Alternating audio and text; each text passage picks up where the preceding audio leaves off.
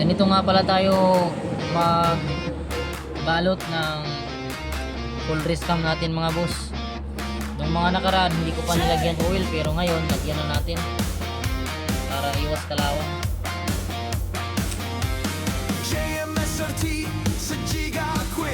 Balutin muna natin ang food wrap. Pagkatapos i-bubble wrap natin, tapos ilagay natin sa karton. Lagyan natin ng karton para safe na safe siya. Ayan mga boss, yun. Tapos lagyan din natin ng bubble wrap para hindi matamaan yung natin, para safe na safe talaga.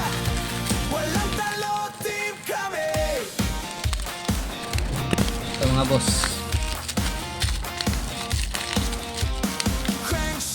tapos tip natin ito. Marami tayo nito mga boss, sobrang dami. Sobrang tayo nito.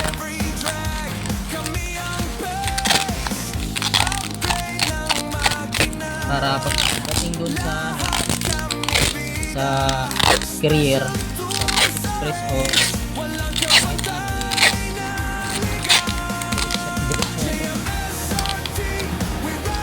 lagyan na lang ng address or full details ng receiver at saka seedler.